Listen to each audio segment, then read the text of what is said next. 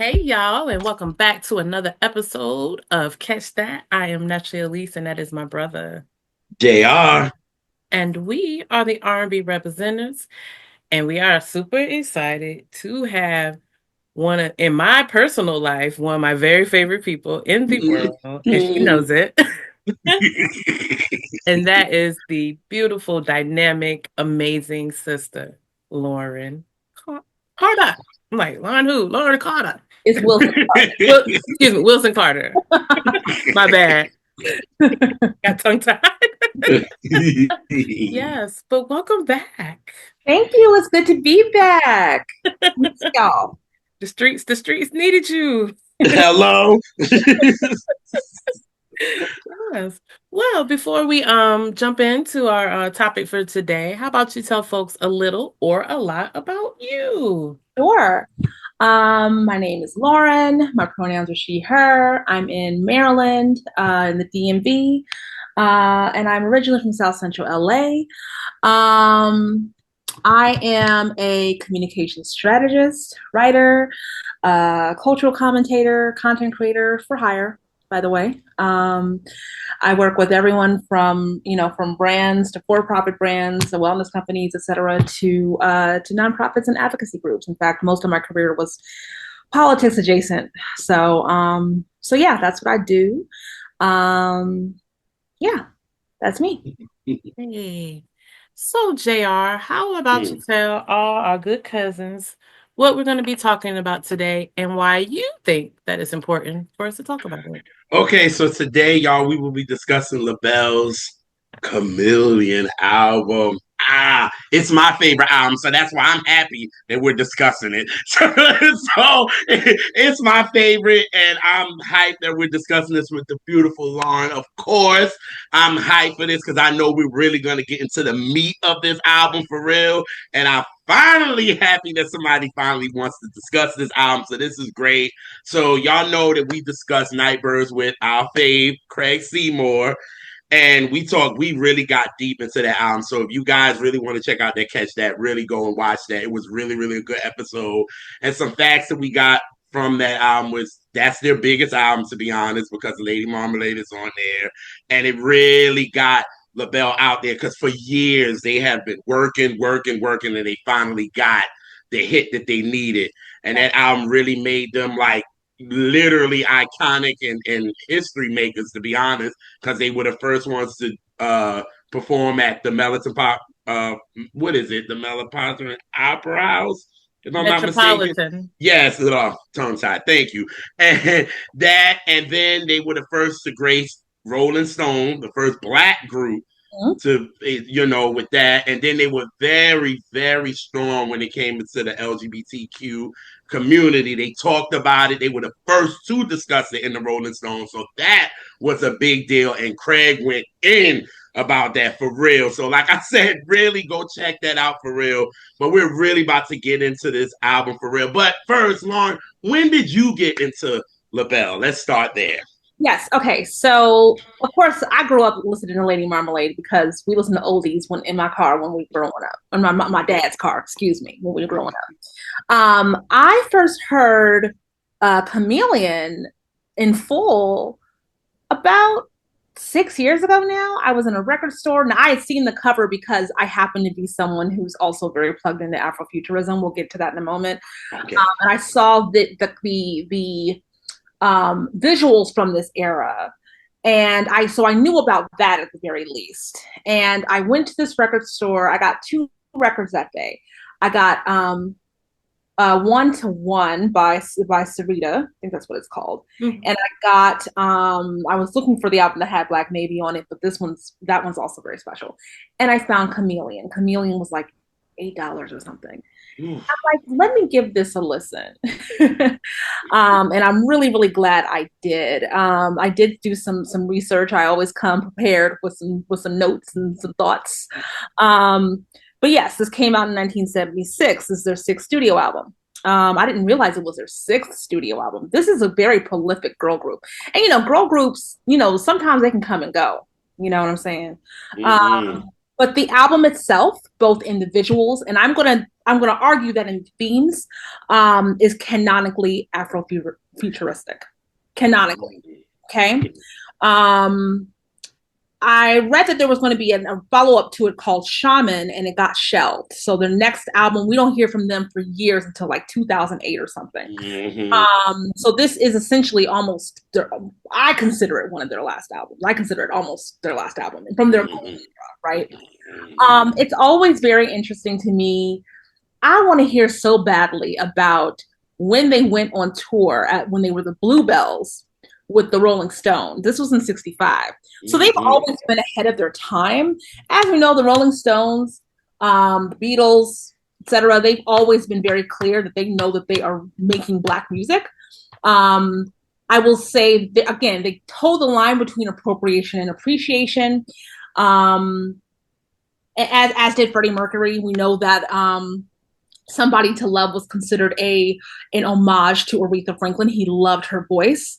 I think that run at the very end of Somebody to Love is just, if you listen to Amazing Grace at the very end, he's doing the same run as her. Lord, I fucking love you. Go, please keep going.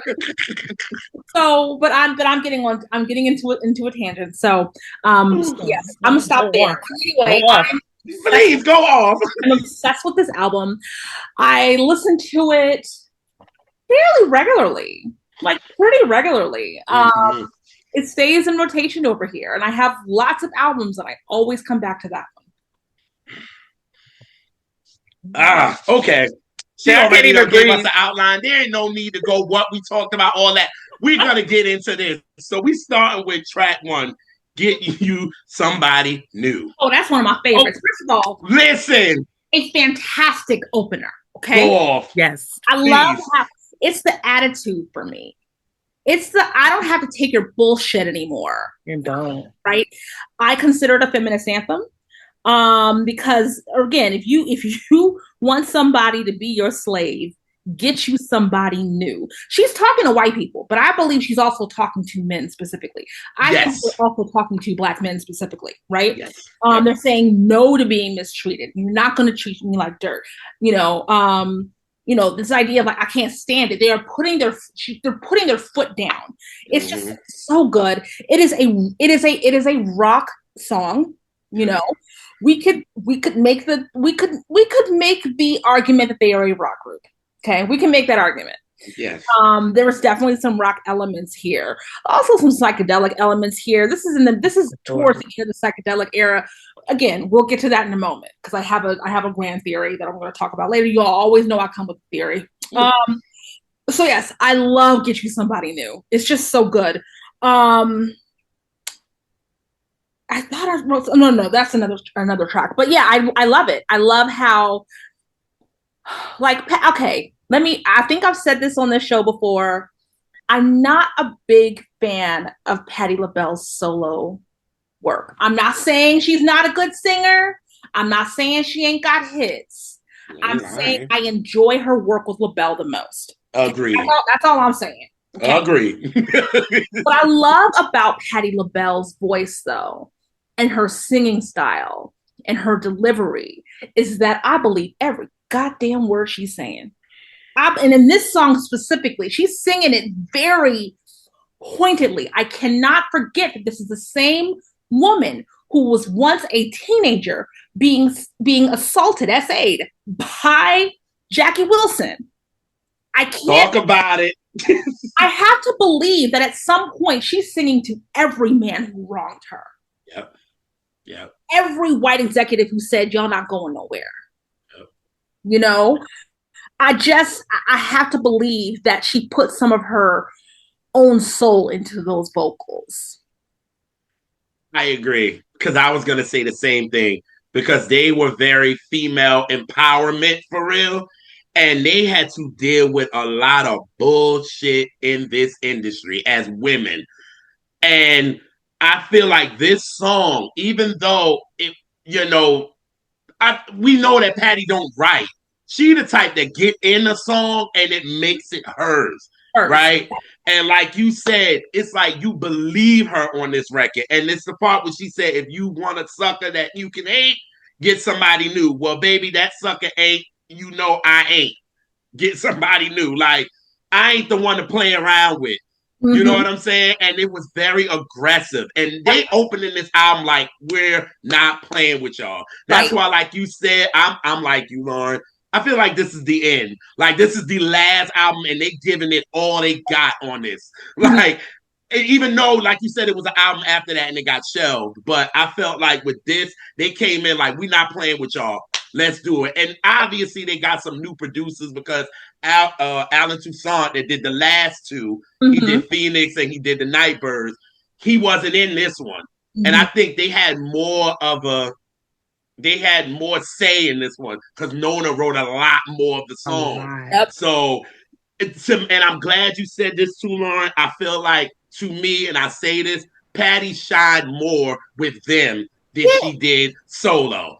Because Nona knew what she needed. She knew how to write for her. She knew how to write for them. And it works. And I feel like with Patty, it was like it was like more messages she was singing with and more oomph. When she got her solo career, you could tell they wanted to ballad her and keep her in this thing where she's just doing ballads. I'm like, no, you could give Patty a record like this and she's still gonna eat it. But Nona knew what to do, so I agree. So, but get you also, somebody new is awesome. I also want to say this is right in the period of the Black arts movement. Okay, so we're getting a lot of very pro-Black messages here. This is specifically pro-Black woman to me. But yeah, we're getting a lot of that. So yeah, it's such a good one. It's such a good one. It's very much giving like, find something safe to do, find somebody else to play with, find somebody else to do it because I'm not the one of the two. That's what it's giving. Yes. You know, the feel in this intensity of this song and just the whole emotion of it reminds me of Jones Girls. You gonna make me find somebody else. Yes. Oh yeah. Good one, sis. Like I hear that song, then I want to hear that song, or vice versa. Like they're sisters. Those songs. Yeah, they just it's just and they singing hard, you know. Yeah, be hard. Yes. It's very. You can hear the neck roll in their voices. Right? Yes. You know how you be writing like I've done this before. You write a work email, and because somebody tried you, and then I have to backspace to take the neck roll out. They didn't take the neck roll out. No. They put a couple extra ones. They put a couple eye rolls in it too. Oh God. Lord, shout out to the brass on this one. Oh, the power of playing the horns on this. That's why you said, Loryn, they are like a rock group. Like if you listen to their junk and listen to their albums for real, and how rock and how musically they can go up there with the Earth, Wind and Fires and the Ohio Players, as strong as these songs are musically, they can be compared to them. But again, they were women and they didn't give them that. Yeah, they could go toe to toe with the Ohio Players. Yep. With I'm gonna say Earth, Wind and Fire. Sorry, I am. Yeah. They could go toe to toe with them. And the only reason people do not say that more often is because these are women we're talking about. We already know what happens with that. Yep. And they can't do a breakdown like them. Because the breakdown they did on this, I can't stand that. I can't stand that. Like, they going in. And they gonna let you know these girls are a vocal group. Like, if you don't know what a vocal group is, Labelle is that. You know what I'm saying? They gonna give you them breakdowns like the way they do. So they came. And one thing I love about that's a fact about just about every song on this album is you gonna get a whole 60 seconds at least of the band before you hear a single note. That's a fact. Sorry, can we hold on? I need to pause for a second because I have technical difficulty in here. Okay, I'll stop it. Sorry, it's okay. Go ahead, sis. Okay, so yeah, the reason why we don't hear about them when we talk about, funk or proto-funk, Black rock and roll, etc., it's because they're women. That's it. Because they're Black women. Also, this is about misogyny at some point. This is about sexism. And I Yep. think they're very aware of that. And I think that's why we get this first track. Yeah. You know how they say that like well the theory is that which album was very horn heavy for Beyonce? That was B-Day. People say that B-Day was her loudest album. But it was her Yes, they do. loudest album because she had a lot to fucking prove. Right? Yes. That's why it's her loudest album. That's why she got horns all over the place. That's why it's loud. This first track is loud. And I think it's because, yeah, they often did have to prove themselves. Absolutely. Mm-hmm. And also Patty was becoming a star in her own right. I actually think that's probably why the last album was shelved. But, you know, she was becoming, her own superstar. Mm-hmm. So yeah, that's it cannot be overstated how explosive this song is. Yes. Yes. Woo! They coming in not playing. So we come into my life. Okay, so y'all know my story. I am a Kojic kid. We'll also get to that a little bit later too. This is a gospel song. It's about needing a divine love to like buoy yourself. There's this line in it that they say, "Who can love the perfect love?" The first thing I thought of was 1 John, verse 4, 16 and 17. The God is love passage, right? And then in 17 it says, "In this way, love has been perfected," right? This is about needing. It's very much a song that grounds you, right? Mm-hmm. It's such a good follow up actually to Get You Somebody New, because Get You Somebody New was angry. And anger, listen, righteous anger is healthy, right? Yes. Sometimes when you're a Black woman, you're told you can't be angry about anything, right? But the truth is anger is not rage. Anger shakes the table, right? They shaking the table. But at some point you do have to ground yourself, right? Mm-hmm. What they're telling you is that they ground themselves in knowing that, like, they can ask this person. They know that they are not perfect. They know they don't, but they know that this divine love can hold them, right? It's such a wonderful, wonderful, wonderful track. Very reminiscent, I think, of Earth, Wind, and Fire. Open Our Eyes is a similar vibes, Yes.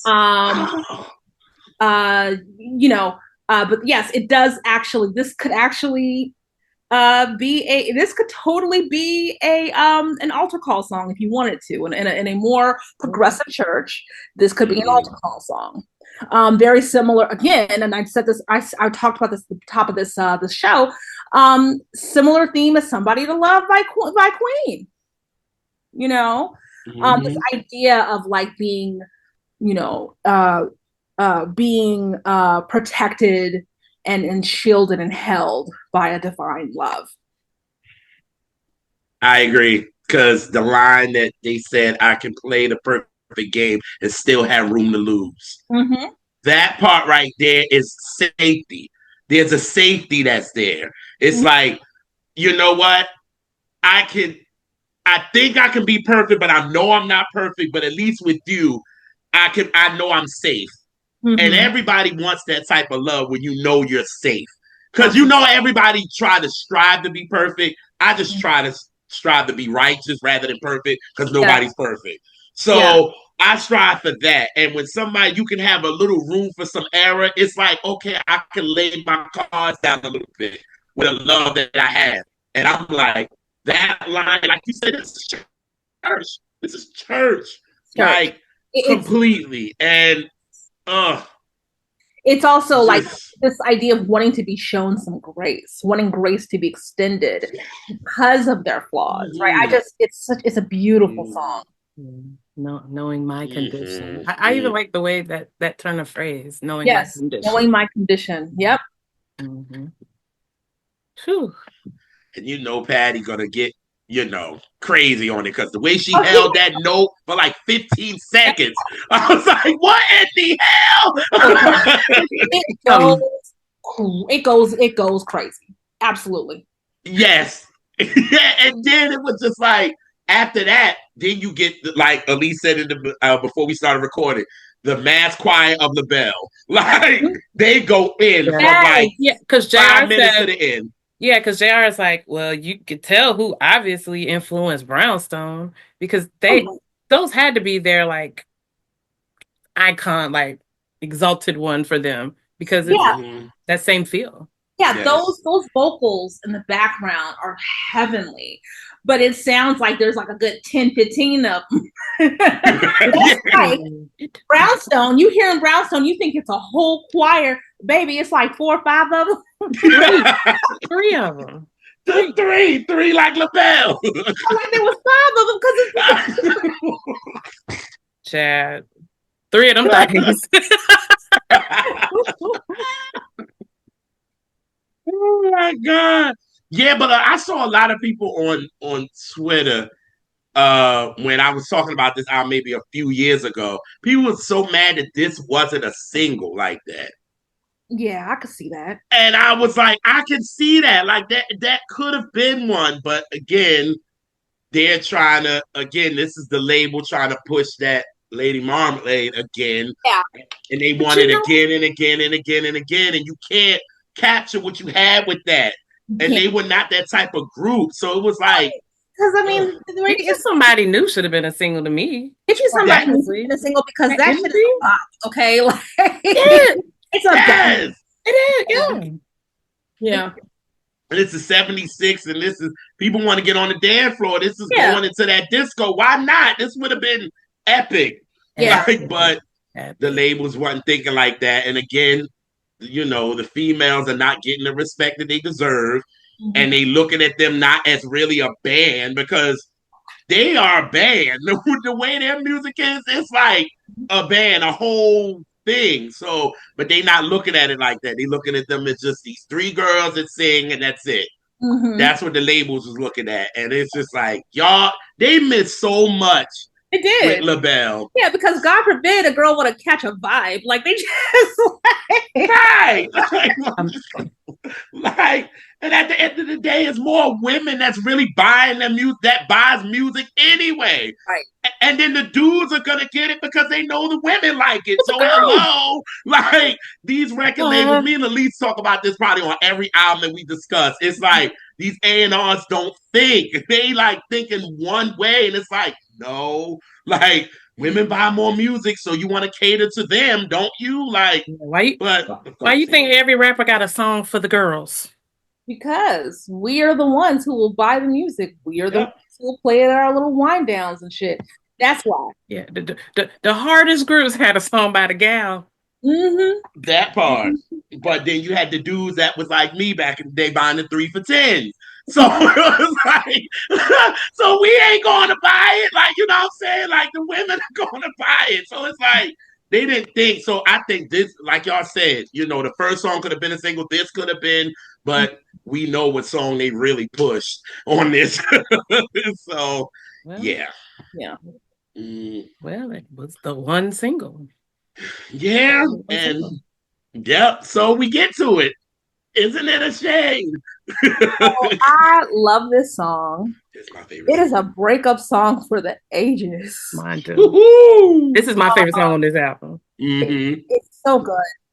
You know, it's really a song about feeling like the hurt and disappointment of like you're planning a life together. You're thinking you're going to be with this person forever, and then one day you're not. Like it's so good, and it's just like. But again, here, this is where the background vocals really shine here. Mm-hmm. It really does capture like the wailing, right? It's like you thought this person was the one, or you thought this person was going to be the one you were going to just be with forever, and realizing like how temporary, you know, things can be. That things do not last forever, and you thought you were so. It's like. You were so sure it was forever. How do you go from crying together, thinking you're gonna die together, and then you're left with a broken whoo. That's my favorite line right there. Yes. Because it's like, ain't that some shit? You know, like it's just so good. Okay. Oh, it's just such a good breakup song. But then like I just also love how again, the like, Patty is on the vocals, and there's this moment, I can't remember where, but like the background vocals do kind of a call and response with her. Mm-hmm. That's my favorite part. And then at the very end, when like they're all singing, like, isn't it a shame? It just, it takes me back to my choir days. So fun fact, I was in the choir pretty much on and off from age 4 to like 16. So, and my mom was a choir director, so I have a particular respect for choral arrangements. And I also think I have my mother's ear. She has a fantastic ear. So yeah, it's really good. It's heart wrenching. Another heart wrenching song like this, another heart wrenching breakup song like this. I was talking about this on another podcast. Ain't No Way by Aretha Franklin. Now let me tell you about that. I'm sorry. Oh yes. I don't want to belabor them. I don't want to belabor the album, right? So, Ain't No Way, same vibes, okay? Same thread. Stay with me here. Was written by Carolyn Franklin. Carolyn Franklin was a lesbian. Carolyn Franklin had a longtime girlfriend. Carolyn's girlfriend was like 9, ready to be out or whatever. We got to break up. Carolyn Franklin wrote Ain't No Way originally as a song about a woman who has left her sapphic lover. And to change the gender, obviously, because Aretha was singing it. That's why you have all these all these verses about how a woman needs a man, because that's likely what her girlfriend told her. So yeah, that song is a lesbian breakup song. I think we've already talked about how lesbian breakups are fraught. They can be very dramatic, and yeah. So again, same vibes here. And again, if this is Nona Hendryx writing it, it would make sense that she feels a breakup deeply like this, right? Oh. So that's okay. So that is the dotted line. I was trying. Those are the dotted lines I'm connecting here. Seriously. No, I did not know this. Like, oh my God. Like, yo, Loryn did it again because she did this shit with LTD. Like, I'm like, yo, like, what in the air? I never knew that. Yeah. Never. Wow. It's written, inspired by a very fresh breakup between Carolyn and her lover. So yeah, I think these are women who know heartbreak. Okay. And it really, again, a situation where not even just the lead singer is singing like they really believe it. I believe every word the background singers are singing. Mm-hmm. Mm-hmm. This was one of the songs that I wish I thought at first Nona wrote. I did. But it's Randy Elderman wrote it. He wrote this.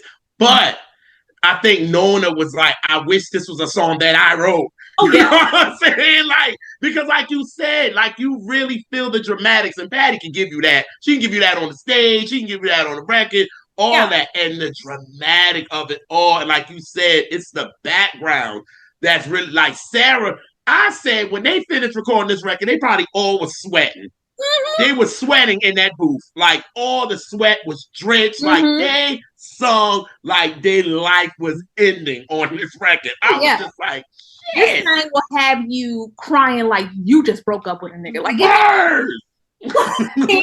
it's one of those. It's very similar to Free Yourself by Fantasia will have you upset over a man you haven't even met yet. Like I said, if you don't want me, don't talk to me. Like hollering, like go ahead. Always say, can we bring back hollering? They hollering on it. Can we please bring back the hollering? Okay. Mm-hmm. I mean, that's Patty's little daughter there anyway, Fantasia, so she know. You know what I'm saying? So, yeah, that's actually my favorite Labelle song. And I love when Patty actually does it by herself. When she was this 80s performance, I think me and Elise posted that in the beginning of R&B Reps because we was talking about the dramatics of it all. And the way Patty was running up and down the joint and falling and doing all of Yes. this, and Look at her we're shoes. here for it because it's her. That's And Patty now. and all that carrying on Patty do, who does that? A rock star. Yeah, But there she's it a is. fucking rock star. Let's go back. Period. Patty LaBelle is a rock star. Period. Prove me wrong. Okay. Period. That's why it was like, to me, they always would just put Tina as rock. I'm like, y'all really did not listen to LaBelle's music at all because they were a rock group. Period. If they could go on tour with the Rolling Stone and the Who, like come on, they open for the Who. Like, really? Like, no, they rock girls. Like, come on. Rock girls. Yeah. And speaking of rock girls, the Who probably should have been opening for them. But well, I digress. Are we ready to talk about who's watching the Watcher? Yes, Lord, because that's a favorite for me. Okay. Yes. Okay, number one, it's a rock song. Okay. Yes. All day. Reminds me of two things. Rhythmically, it reminds me of two songs in particular. Proud Mary by Tina Turner's version. Mm-hmm. And then Ronnie Talk to Russia by Prince. Come on, I said that. So y'all so smart. When I listened to this song, I found myself being angry because so little has changed. I live in the DC area, where we are currently experiencing a bullshit federal occupation. Let's just call a thing a thing. Call it. And this idea of nobody seems to care when they got their share of the pie. You know, who's watching the people who are watching over, who are surveilling us, right? Yes. Being in a surveillance state. Yeah. Okay. And it makes me angry because so little has changed. Right. That is just, it's again, another situation where the background vocals are the star. They are the main act. Okay. But yeah, it's so good. It's so relevant even now. I'm reminded of, there's another song that came out before this one, called Message from the Soul Sisters. That was James Brown's little girl group. Mm-hmm. Similar vibes, right? They're talking about, if y'all can't do it, we're gonna find somebody else who will. Because clearly y'all are, it's just, but again, it's this idea that like nobody seems to care about us though, but they all on our shit. Okay, this idea of who's watching the Watcher, right? Oh, it's very good. It is a rock song. Everyone's doing it's just like the piano in the background. Whoever's on the piano is going crazy with it. But yes, it reminds me very much of Ronnie Talk to Russia. For sure. This song, I'm glad you brought that up, Loryn, because the line where she says, won't you tell me who's going to protect us when it's a watchman's holiday? And for me, that line speaks because of what we're dealing with now. And they were dealing with that, like you said, back then. So you sit there and be like, well, damn, nothing has changed. We can play this record now and it still hits. It's like we're in this world and we're still not protected. I'm talking about Black and I'm talking about queer. That's the world that I define. Mm-hmm. And for me, I'm like, but the world is watching this. Like the world is watching that we're not protected at all. It's like, what is this? Like, you know what I'm saying? And it's just, like you said, it just makes me mad because it's like, God damn it, there's no change yet? Like, shit, like. Yeah.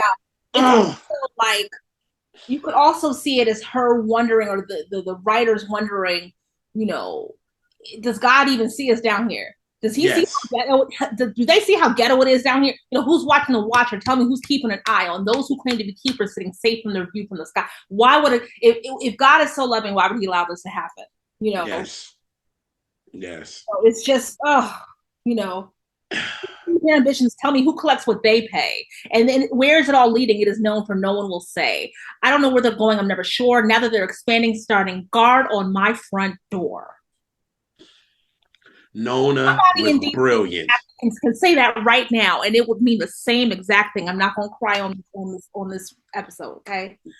But it's yeah, and absolutely. we and like you said, it's a rock record, and Mm-hmm. we needed that after isn't it a shame? We needed a upper, Yep. but even though this is an upper, this is still a song of aggression Mm-hmm. because dude is playing the hell with oh god, what's his name? I think Scott Matthews, that's his name, playing the drums. He is aggressive as Ooh, hell with them yeah, damn drums, and you needed it for this. Like you needed it's that. an aggressive song. Oh god. It's another song I think about is again Cold War by Janelle Monáe. Woo-wee. Just it's that again, like you could hear the anger, right? You could hear Yeah. the like, how are you going to tell me that we have nothing to worry about? Yes, the fuck we do, right? So Mm-hmm. it's very again similar vibes. I'm almost always going to be able to do a straight line between one song and another. They're different themes, same themes, different vibes. Is sometimes the thing, same vibes, different theme.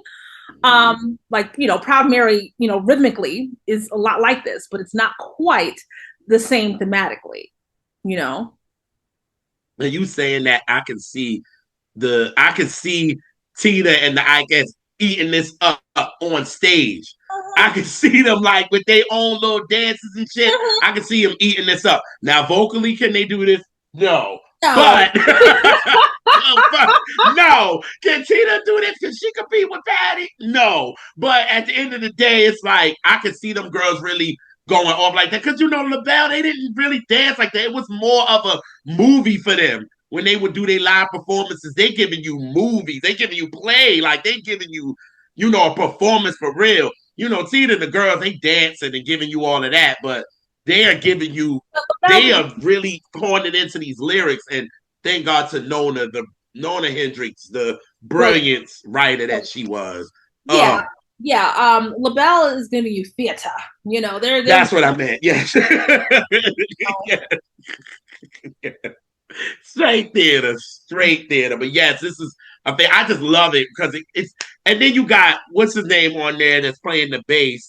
They had a lot of Santana. The group Santana was on this. They played a lot of Mhm. instruments on this. Like they played a lot of the congos on this. They were playing the guitar. Like again, them girls is rock stars. They needed some rock people behind them, and Yeah, they did. Like yeah, you know what I'm saying? So sure. yeah, this is definitely a favorite of mine. I love it. I Yeah, love it. yeah. Okay, so Chameleon.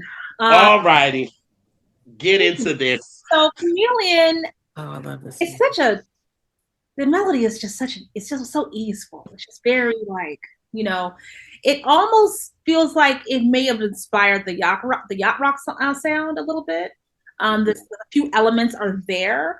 If you watch the yacht rock documentary, they do talk about how so much of it pulled from Black musical traditions, or R&B, soul, etc.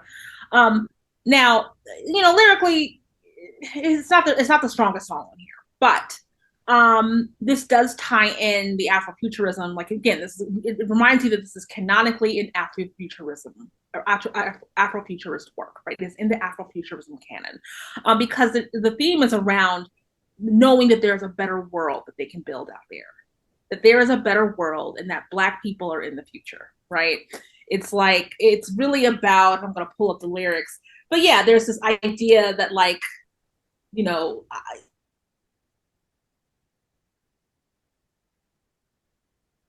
Oh, No. Lauren froze. JR. Yeah, I'm here. Oh, okay. Yeah, I'm good. She froze. Yeah. Damn it. She was getting there too. All right, go so ahead. yeah, Chameleon again like reminds us, or it's another example of how this album it sits in the Afrofuturism canon, right? It's imagining being able to escape the troubles of this world by building a new one, right?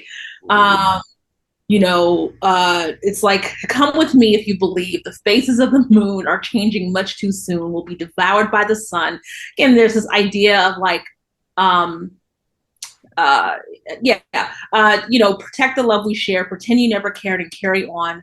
It's just very much giving. It's also kind of psychedelic in tone. It could be, I could be thinking too much into this, and this is just psychedelics and vibes. Like I thought I was going to get to that later, but we come to it much sooner. Again, we have to remind ourselves this is 1976. This is right at the tail end of the psychedelic era. Okay, so, but yeah, this idea of like, it's very similar to "Bird of Beauty in the Sky" by Stevie Wonder. Same themes. That song is also probably about psychedelic drugs, but that's neither here nor there. So yeah, I don't really have much more to say about Chameleon, but what I will say is that transition between Chameleon and Gypsy Moss is smooth as hell. It is. Oh wait, are we recording? Yeah, we good. Yeah, we good. Listening, you good? You going in? Is smooth as it's like butter. Yes. It is like butter. Now that I know that Santana is on here, it makes sense that Gypsy Moth is on here. Right. Girl want to catch a vibe. Okay. Yeah. Now my husband Neil is he's really big on Latin music. This is his favorite track on there. But again, these themes of like, leave your body and your mind and free your soul. Like it's again this idea of like catching the spirit, getting lost in the music, right? We see this often, and especially in Black music. Also, remember this is right before we get to the disco era, where everyone's dancing as an escape, right? So yeah, I love this song. It's beautiful. It's it feels like it doesn't fit, but it does. You know how there's just some things you think it's not going to work, and then all of a sudden, no, this do work. This actually works fine. It's a lovely song. I really, really enjoy it. I have a thing with Chameleon and with I'll go from there.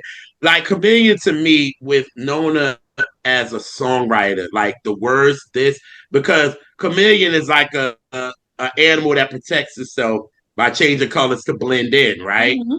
So for me, I'm thinking and knowing that Nona was definitely gay, right? I was like, this to me was definitely talking about us standing in the shadows and being chameleons to the world because the time wasn't right then. I wasn't right. You know what I mean? Like it was so like, nah, it's as open as it is now. Back then, that's why we had a lot of those songs that, Children of the Night and those type of records because it wasn't right. And the line that she says, we open our hidden doors and follow through. Now you've seen the light, you know that the time's not right. Chameleons seek the night before right. So in that moment, it's like, damn, it's like you got to pretend in front of the world. And then at night, that's when you're able to be a little bit free. You know what I'm saying? Because there's nobody watching you. It's dark. Nobody can see anything. And I was like, Nona, the writing that you did I'm like, wow, like she was ahead of its time before then. And nobody gives her that at all when it comes to songwriting. And I want to say that Labelle was ahead of her time. Yes, they were. For sure. That's why they didn't really, when you're the first, you're never going to get the love that you're supposed to get. Correct. It's going to be everybody that you had to take the hits and the bruises and all of this. And it's the next ones that come after you like, oh, okay.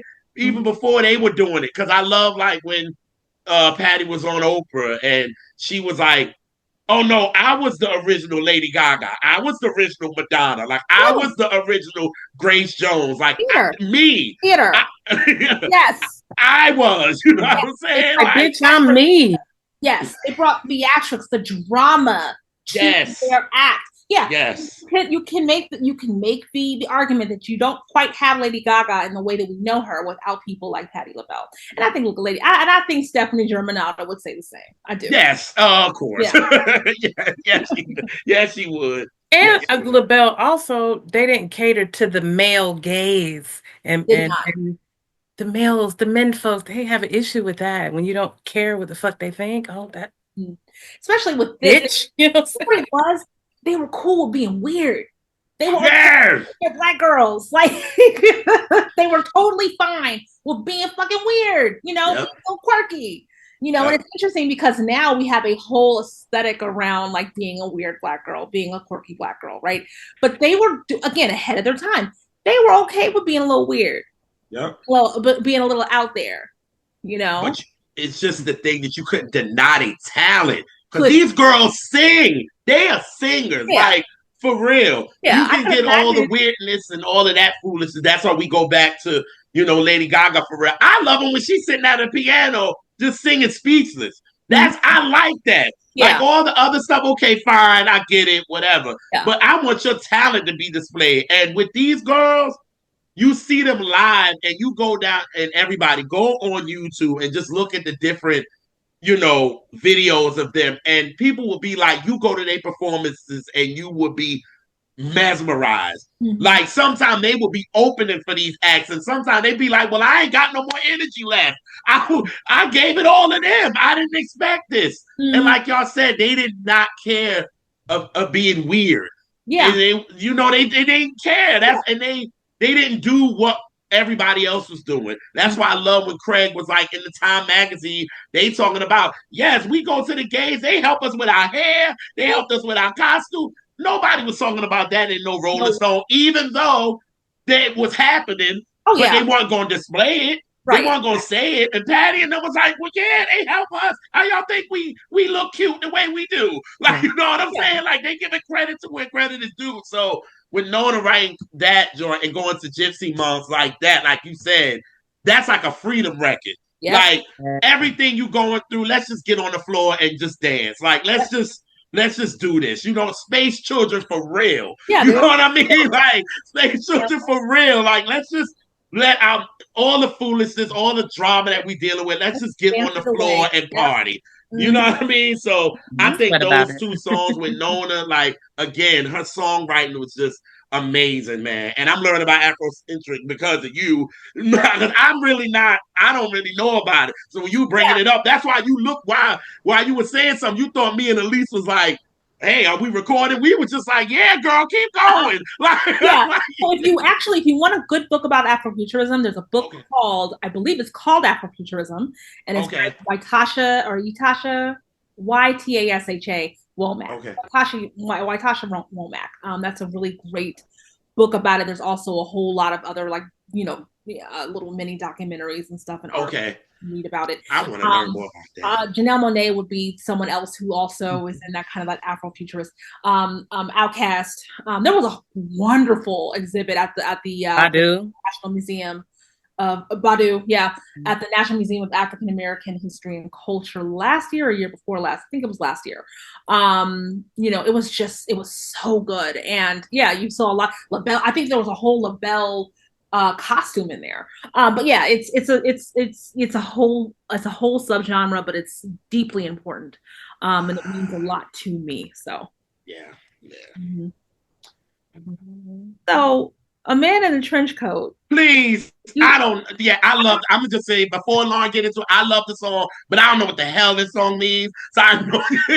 so um, I, okay, so maybe this song is about drugs. Okay, okay, I think so. okay, Now, you do have like now it could also be about going to a practice, a spiritual practitioner and being ridden by a spirit. She talks about how she's rolling around on the floor and shit. Um, but again, you also have to remind yourself this is right at the tail of the psychedelic era. Now, psychedelics are often sometimes used in ceremony. You know, um, and I know that just from just lived experience on my own. They're also, so things like shrooms, etc. They are sometimes used in ceremony, right? okay. So, it's a situation where she has this, but then when I see man in a trench coat, I'm thinking about what kind of imagery that gives. If we're talking about voodoo, though, I'm wondering if this is because again, this um, refrain of it's working. So she may have in the song, whoever the person is telling the story, Uh-huh. um, she and had eyes that can warm and freeze. It's giving man at the crossroads or like Papa Legba. Um, he was crazier from some other place, but he looked at me coolly, sure did fool me, and then he vanished without a trace. It's giving you had an encounter with a spiritual being of some sort. Mm-hmm. It may not necessarily just be about drugs. It feels like this really is about a spiritual working, you who working on my mind, right? They have me laughing and crying all the time. Now, when you do a plant medicine journey, you can get very activated emotionally in that way, right? Laughing, crying, and throwing up or whatever, you know. Yes, I was walking on raindrops, laughing and crying. Yeah, you know what I'm saying? So I think this is around something where it's like a psychedelic encounter, but like of a spiritual kind, right? It was part of a kind of a spiritual journey, or it may be somebody who appeared to this person in a dream. So yeah, there's lots of things to say, but it really is giving, you know, having an encounter with a spiritual being, and then somehow ending up on some kind of inner journey, as it were. That's what I think. But I'm with it because I love it, but I ain't never. I'm like, what the hell is this song mean? I could never get it. I know Nona is singing. Oh, she's Oh singing. yeah, She's yeah. singing. Yeah. Yes. She ain't even being fair on them vocals. Yeah. And see, look, here's the thing. Like, remember when we saying that they're weird? I mean, look, I'm sure when they were, people were like, yeah, them girls are a little weird, but they can sing their asses off. I'm gonna see what they're talking about, you know. So it was like, weirdness aside, they're talented. You can't. Yeah. I agree. Whew, okay, good. Because I'm glad you broke that down. Because when I first came in, I said, Elise, there's a song on this album that I don't know. And he didn't tell me, but I knew that's the one. Right. Yeah. That's why I didn't even ask which one. You didn't. I was like, yeah. And then Laura was like, what track? Track 7. I knew you were going to say track 7. I knew it. I knew which one it was. Okay. Yeah. And I love it. And I'm like, again, Nona singing on the joint. And I like dancing to it. So now I know it's some psychedelic joint in there. So yeah, it makes sense. Yeah, it makes sense. Hell, shit. So, but the record, like, it's not a song of this album I don't like. So this is, oh boy, we get to 8. All right. So here's the thing. Okay, going down makes me shiver. Woo! You know, I really hope there aren't any kids watching this because okay. So I wrote an essay not a long time, a couple months ago, about the Kojic to Kink pipeline. So this idea that, like, you know, sometimes what you experience, religious, etc., can influence like your proclivities later, right? Going Down Makes Me Shiver is absolutely that blending of like spiritual ecstasy and sexual ecstasy. They're definitely playing with that. And if Patti LaBelle ever tried to say she wasn't playing with that, she is fronting, okay?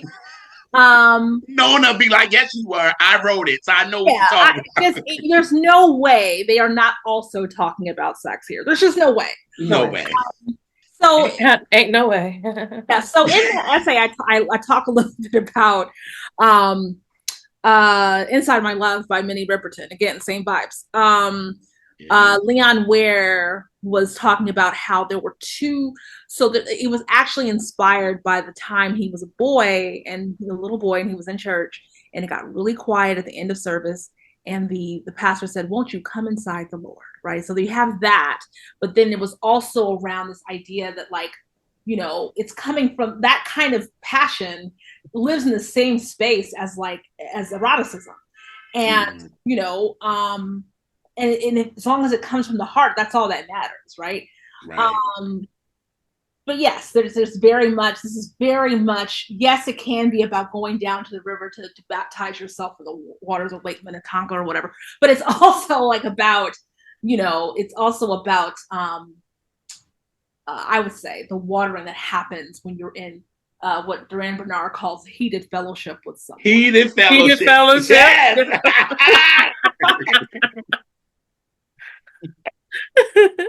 Yes. You know, this idea of, like, the erotic, right? And Audre Lorde talks about this too. You know, this there's a great essay called "Uses of the Erotic's Power." This is from her sister inside her collection, and she talks about how this idea that like the erotic is about pleasure writ large, not just about sexual pleasure. So this could also be just generally about finding, healing in pleasure, right? Not necessarily just sexual pleasure, but anything that makes you feel good, right? It's a great way to end it. When you think about how it started with a lot of anger, a lot of righteous anger, a lot of I'm tired of your bullshit, and then to end with this like almost like a benediction. May you have good. Well, may you experience pleasure would be the benediction to me. So it's a great song. It's actually one of my favorite songs on the album. Another one again where those vocals sound like a whole ass choir. Absolutely. Just, you just be having me swaying. I just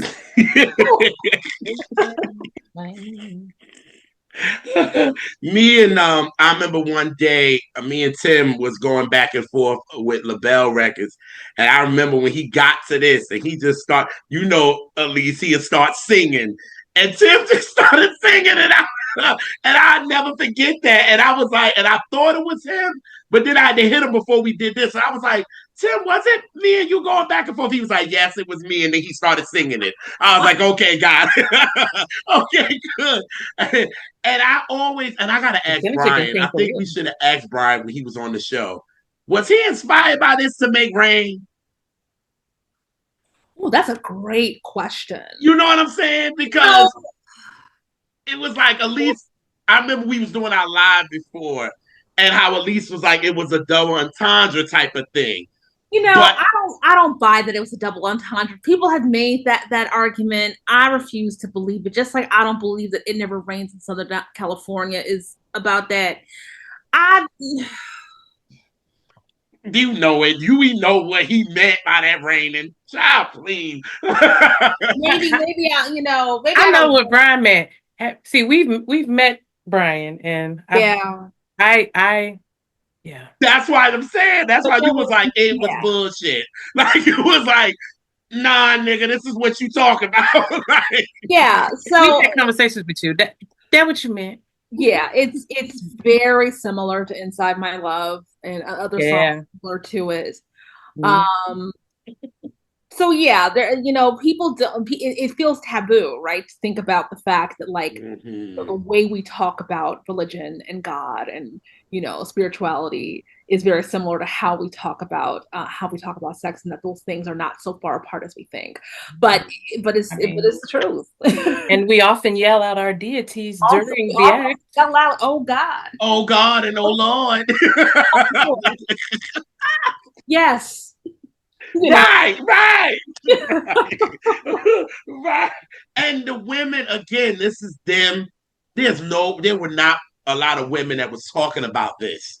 No. And see, they were able to be in the space to do it because they were not doing things other women were doing. Correct. They wasn't saying, "Oh, I love you," and let's make love and do all of this. No. Nona was like, "We gonna get down to the giddy." Like, going down makes me shiver. Let it be known, like when you go down, I want to shiver, like for real, and you can take it for what it is. And I feel like Nona really was like, let's go there, and they can be the ones that can really project this and make us believe it. Because I think if another girl group, let's just say the Emotions, as much as we talk about, they couldn't have did a record like this. We wouldn't have believed it. Let me tell you something. Labelle could sing "I Don't Want to Lose Your Love," but the Emotions could not do "Going Down Makes Me Shiver." No, part. No, they could not. Part. And you know what else I love about Labelle? They wasn't out here crying over a man. Was not. You know what I'm saying? They weren't chasing after some boy that don't want them. Nope. They wasn't begging nobody to do they weren't doing all that. Okay? It wasn't about like it wasn't male centered. You know what I'm saying? It wasn't centered around men. The original girls. They were girls, right? And also, but again, like these girls, if we're really thinking that it is an erotic metaphor, right? Yeah. They're simply saying what they enjoy. Mm-hmm. Right. You know, Mm-hmm. they Right. enjoy this. They enjoy going down to your river. It's not about God. There's no way they talking about hey, They ain't going to the Jordan River on this one. they not. You know how they're so They I skinny think dipping and fucking in the river. you know what I'm saying? No, they not. You know, it's and also who was it that okay, so Naima and one of the Black Music Month Challenge prompts were a Yeah. song that could be about somebody like a lover or God. And I said love under new management because is she talking about what is she talking about? Is she talking about finding the Lord or is she talking about No, she's talking about leaving Gerald Levert and finding new love new penis? management. She's talking about New penis. Yep. And it's specifically about Gerald Levert. it is specifically about Gerald. Yes. Specifically. Because then he uses that line to write a In his song. song. Yep. Yeah, she Yeah. was very much. She was fresh off a breakup and was Yeah, because he said so many girls I can't even name. yeah. What Mickey say? So many girls couldn't even name. Didn't even name. Didn't even name him, honey. They probably calling her phone talking about she wants. They want to come to her as a woman. Come to her as a woman. I'm sure they a couple times. You know, but yeah, again, but Hell again, yeah. she's announcing that she is available. Right. It's not necessarily about like now I found the Lord. No, no, no, no, no. She is available. She's so Right. happy to be free from this fuck boy, and now she gets to find somebody new, and she is Mm-hmm. ready to do it. She's ready to get her somebody new. Yeah, you see how I did that? I saw I it. like what you did there. Oh, that was there. I saw it. I love what you did. Oh God.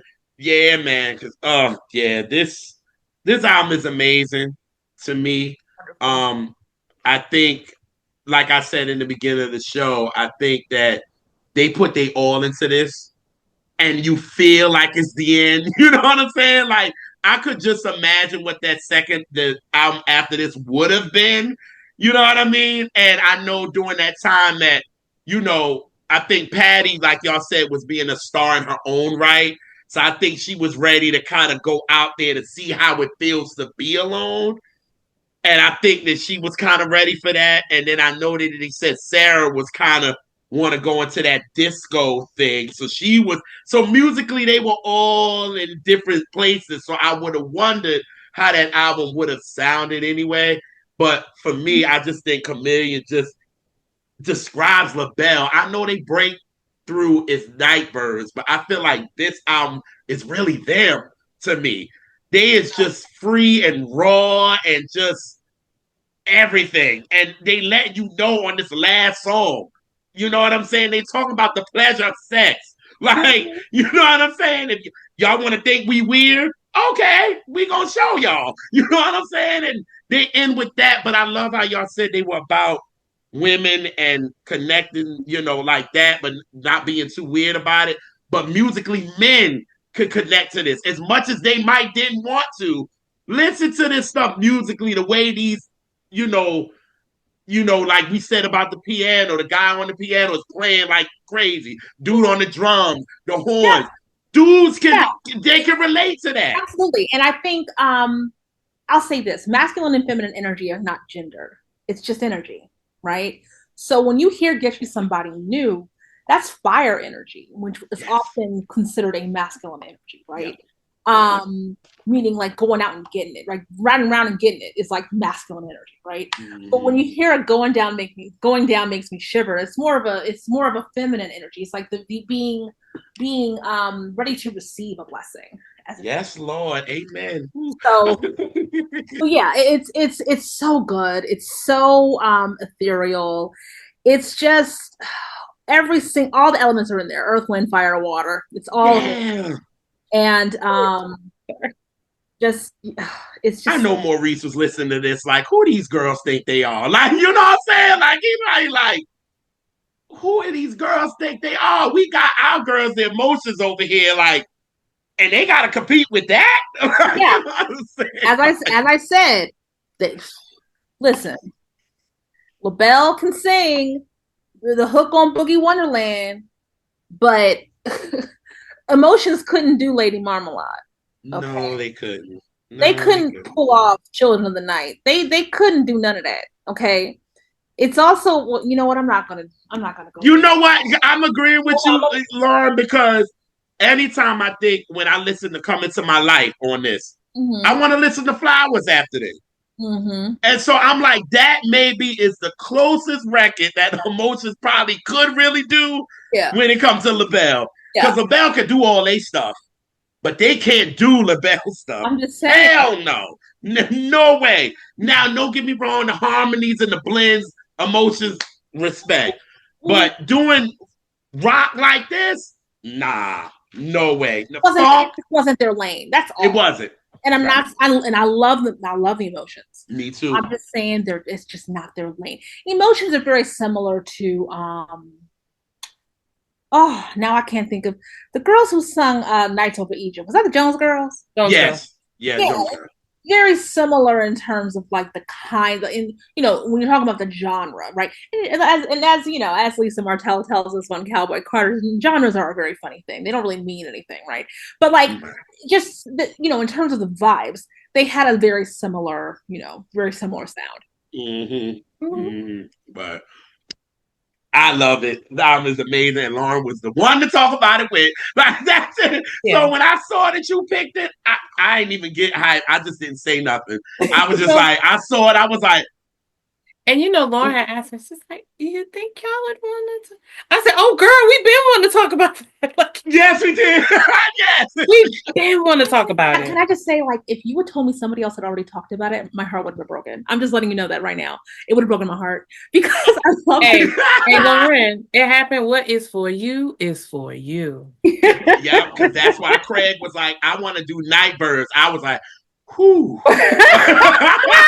I was like, whoo. Because like Elise said, it's certain albums we want to talk about with women. You know Uh-huh. what I mean? And this is an album that you would want to talk about with women. Like Maxine is coming to talk about a woman album for real. You know what I'm saying? So this you want to talk about with a woman because y'all get it. Y'all can get really deep with it. And one of the albums I want to talk about, a couple men have asked me to do the album, and Yes, I they told have. them a fast no. Yes, you did.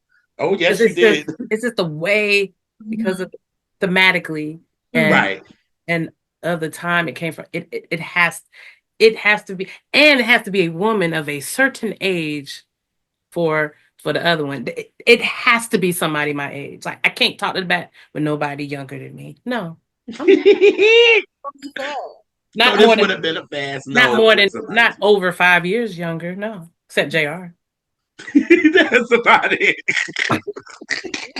Right. So this probably, if somebody would have picked this, Lauren, at least probably been like, no. No. She'd have been like, no. She'd have been like, Nah, dude would have been like, yo, I I don't want to do this. No. dramatic, but like I really would have been like, damn, no, like I thought we was cool. I'm not, whew. When I saw it, I literally, because I have the vinyl and it was in my ear somewhere. Lord, I had a week to go find this joint. Like that's how I did. Like I was like, yes. I just thought I went to a record store, a black owned record store here in DC like about a month ago.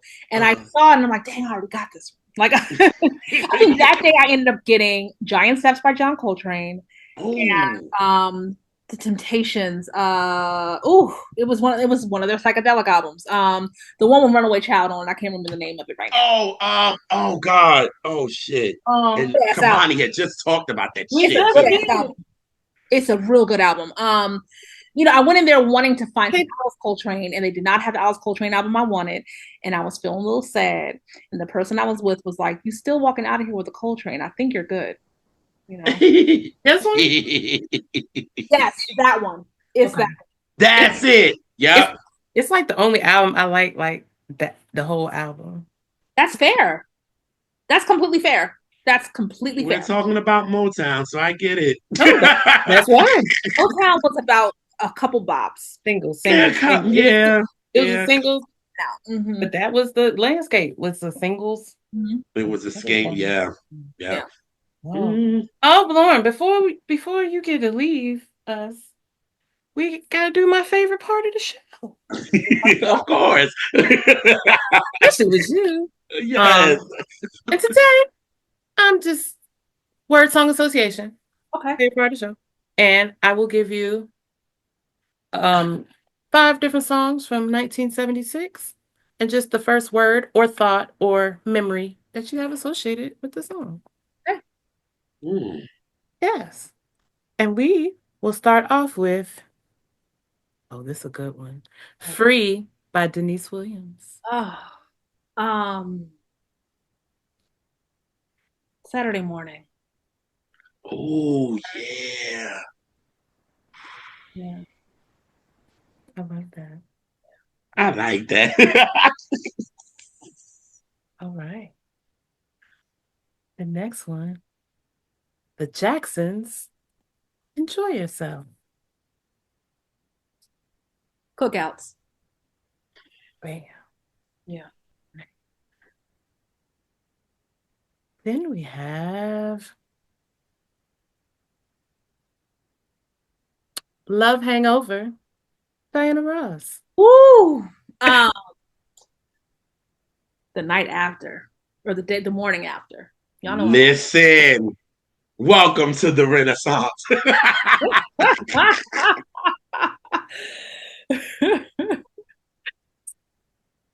Woo! Junior. And y'all know and by the way, the first 90 seconds of that song is like literally it is the sexiest composition I've ever heard in my entire Very sexy. life. Yes. And I'll die on that hill. Show me your baddest bitch. Show me a sexier 90 second. Real.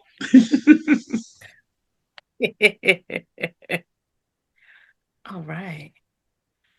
Another good old song from 1976 from arguably the greatest musician of all time, artist of all time.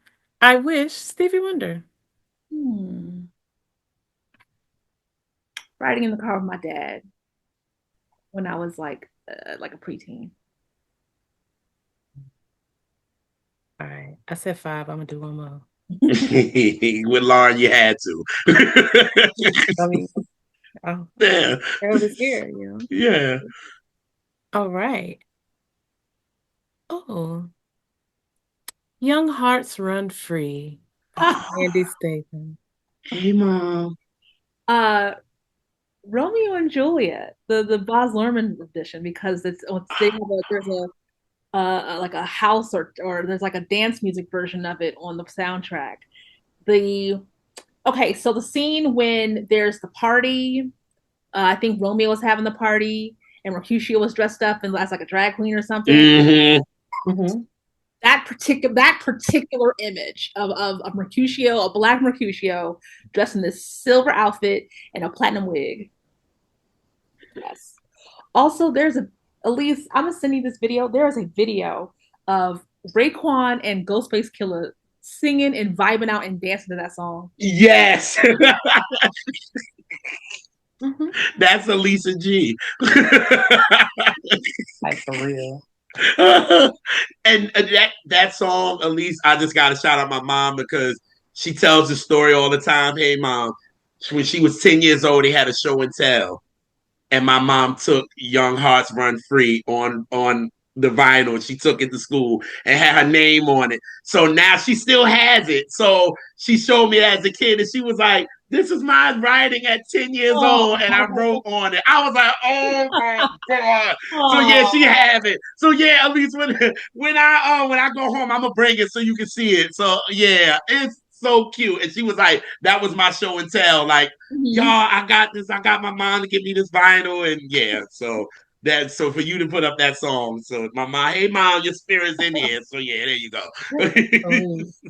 And you know what else came out in the year of our Lord 1976? What? Love Ballad. Oh, don't even. Y'all already know. Yes, we cried on that episode. Did we cry Yes. together? Okay.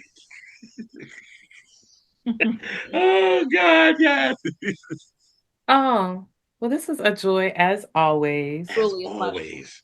Loryn is a person that comes on our show and always teach us. That's why we don't be doing a whole bunch of talking. No, not at all. It's not even on no so she took over. No, we're listening. Like Yes, we that's are why they're gonna scoping see it a up. they're gonna see a couple of Always times me and orientation. Elise just like just staring at you, Lauren. Like we really was. Like it was like, You're holy pretty special. shit. You can Like, shut me and Jay out. Shit. right. She That has means us you're quite speaking. compelling, my dear. That part. Yes, but thank you again for kicking it with us. And of Thank course, you. yeah. And if you have any other closing words, anything you want to say before you get out of here, the floor is yours. I'm listening again. Sure. You can find me pretty much. I'm LW Carter, ELLW Carter, everywhere. So Instagram, TikTok. I don't really be on Twitter. I'm on Threads these days. So that's where you can find me. And it's always just a pleasure to be here with y'all. Thank you. Yes. And we thank all our cousins. Thank you for hanging out with us. You know the spiel. Tell a friend, tell an enemy, tell a random stranger. But just as long as you telling people about us, keep liking and subscribing and all that jazz. And we love y'all. And we will catch y'all on the next Catch That. Peace. Yeesh.